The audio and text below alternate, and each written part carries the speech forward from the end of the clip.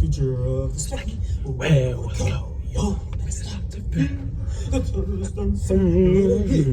Rookie ain't picked. Extinct. Do my bomb. Welcome, members of the Spectacular Family, to week 6 of Bomb Rookies. It is lesson 3, how to be an MVP. Happy Terrorist Tuesday, everybody. Thank you for joining. We're going to be talking today about how you can be an... Zeke, what are you doing in my car? Coach Christmas. What's going on? What are you doing? Hey, I was just going to talk about how to be an MVP tonight. What would you know about that? Apparently nothing. Here's the MVP himself. Everybody give it up for Coach Christmas. Thank you. Thank you. Thank you. Take it easy. Thank you. I'm so sorry. I really apologize. Oh, man. This is fantastic. Bomb Rookies. Oh. Just cake. Oh. Diet Coke. They don't have that in the motherland, do they? No, let me tell you. America, some great inventions, but none better than Christmas.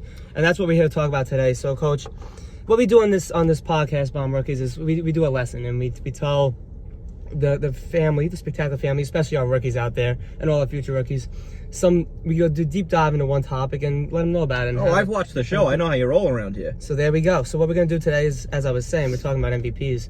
So as a former MVP yourself, can you just tell us a little bit about your story about how you got to the level of the MVP that you are today? Listen, I mean, I've had it a lot easier than a lot of other people. The Specky is innate in me. I've been going ever since I was a wee lad. You know, I've grown up on the Spectacular, and I think, you know, I know so much about it and what the committee likes because, in a lot of ways, I've helped shape, you know, what the Spectacular has become. So, you know, and I personally, I always try to think outside the box. Everyone else is looking right, I look left. Like, everyone else is coming in sweaters, I came in a suit. Everyone else came in a suit, I came in a baseball jersey. I gotta commend you. You're another person I see with this outside the box thinking, because no one else took on a character quite like you have. You know, I was Coach Christmas and I came in the baseball jersey, but you really nailed the Jingle Bombs thing, and I think people are drawn to characters. You don't necessarily need one, but I think it goes a long way. But it's not just costumes, as you know, it's also eating. You're doing a great job practicing right now. I just tried cheesecake. I put down a couple plates, almost 2 loaves of bread, the two of us. I'll tell you though, no cheesecake for the coach. I'm trying to fit into a costume. So, yeah, I mean, it comes down to eating, attire, and just overall enthusiasm while you're there. And then if you can find a treat, that also goes a long way. Hang some ornaments. But really, I mean, preparation is key. You got to prepare, Zeke. And like you said, like you were last year, you were very prepared. You had a costume. I had my costume. That's not something you go into Kmart the night before and buy. No. So preparation is key.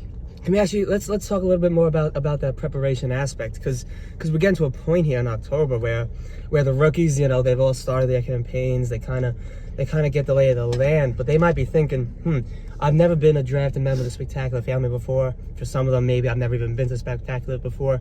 So I know how to campaign, I kind of know what it's about, but what do I need to know to show up and not just be there on draft day, but be an MVP player? What's that secret to success that I can do starting now? Listen, 2 years ago you asked me this question. My answer to all the rookies was, listen, don't try to do too much. Just nail the basics. I remember a great rookie, one of the greatest rookies we've ever had in this draft, Mike Johnson, who I'm hoping starts his campaign soon. When he asked me, I told him, listen, Mike, don't try to do too much. Just come in a Christmas sweater, nice jeans, maybe a Christmas hat. And he did all of that. And honestly, his performance, I just spilled Diet Coke all over myself. His performance was viewed very great. Lars kind of changed the games for rookies a little bit because he had the custom Peeve sweater, which was very outside the box for a rookie. And then you've blown the top off of it, along with Yuletide Yosef. So now, if you're a rookie, you got to come in swinging like an MVP on day one. The benefit you have is, even if you don't win, you have a very good chance of getting Rookie of the Award. Historically, I've always given the Rookie of Award to a rookie, not to someone who's been there, because I think, listen, if you got 2 years under your belt, that's your fault if you're not getting in the draft. I like to give it to rookies most of the time. I'm not saying I'm going to definitely do that this year, but it's where I lean. So if you're a rookie, you got to be prepared. Think about what you want your character or your costume to be. You can either just go full out, let's get crazy Christmas gear, or listen, if you're Mistletoe Matt, maybe you know, he's what's been some Mistletoe Matt themes? Jesus, Doctor. Could he be Dr. Christmas? Nudity. Could he be nude? Could he come with bedazzled Christmas nipple piercings? Could he come as Jesus Christ? You never know. So that's what I'm thinking if I'm Matt.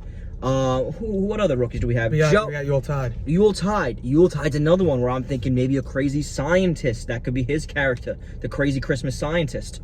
You never know. The spectacular scientist. So you start to think about things like that if you're a rookie. You know, how can I get my character? And then you want to be sure you're ready to go with plates. Start preparing. Get ready to eat. It's going to be a little different this year. Obviously, there's going to be a lot of eyeballs on your plate. And overall, just have a good time and enjoy it. All right? You got to enjoy your first spectacular. And I think as long as you enjoy it, that helps your overall performance. I've always enjoyed every spectacular I've gone to because it only comes once in a year. You don't want to spend the whole time competing and not enjoying it. And I see a lot of people fall into that trap. And I think that's you tapped into something right there, Coach. Because that's when you look at everybody's been talking about the numbers lately. And yeah, the numbers are important. But when you look at what makes an MVP, if you go back and watch that video of last year's spectacular, I think you see what makes Coach an MVP. It's that intangible factor, that enjoyment, that spirit and energy that he brought throughout the day. I mean, he's out there cheering, rallying the troops. You hear him even during the award ceremony, he's the one leading all the cheers. That's how you become an MVP, folks. Yeah, you can eat the plates and you can show up in a great costume, but if you don't come to action, if you're not loving the specky with every spirit of your body, and that's not something you can fake. It's got to be genuine. A wise man once said you got to love it. You got to love it. You got to love it. You got to hate them and you got to love it. You got to hate that. You nailed that. You nailed that. But going off your point, when you think of the MVP candidates last year, obviously I had some very good stats. It made sense for me. You had probably the second best stats on paper. You can argue who the third best stats were, but you and Snowflake Smitty got the same amount of MVP votes, and I think that's because, I mean, second half Smitty, I mean, was probably I've never seen anything like it. One of the best spectacular performances we ever seen. Once he got that bugle, he was relentless. I think that unlocked a whole new level. He went straight cock costume and bugle, and he was a whole new player. You didn't hear the end of him. He was giving speeches at the Majestic. He had so much spirit, and I think that's how you get a lot of votes at the end of the day. Yeah, no, in my first half, coming out of the car the way I did, and my entrance during the when they were calling out the draftees. That's what I'm saying. You gotta leave your imprint in people's minds, but also, I'll keep going. I'm sorry. This is how you become a champion eater. That is, you want to make sure you lick your plates clean. But another thing you got to remember is, if you don't win MVP, realistically, and I know I got a little heat for it in the heat of the moment last year, the MVP award does mean nothing. It does nothing for your overall success as a candidate. It's just like a nice tip of the cap, except when everyone's booing you as you get the award. And then all of a sudden it really, really means nothing. You know, because then it's just like, I would have been better off without this. But at the end of the day, don't put so much heat on the MVP. Go there, have a good time, put together good stats, and have the Christmas cheer. The committee will see that, and Coach, that'll get you a good draft I hate to pick. interrupt you, but we're coming towards the 9/11 mark. So we're just going to do a quick rookie rank real quick. I'm going to give you my 1 and 2 for the rookies right now. We got number 1, still Mr. Ton Matt. Number 2, Yuletide Joseph. Still no change there. Joe's got some catching up to do, but he's more than capable. What do you have? I'm going to flip them for me. I got Joe coming number 1. The La Cochina video was phenom. One of maybe my favorite video of the Specky. Mistletoe Matt's doing good, but personally, I think the committee is going to weigh in the heartbreak that Joe endured last year during the selection process. And that's unfortunate, isn't it? We're gonna get you there. All of a sudden, we're playing Swedish music, and that is my bad. And we're coming up on 9/11, folks, and that's gonna be it. This is ho ho.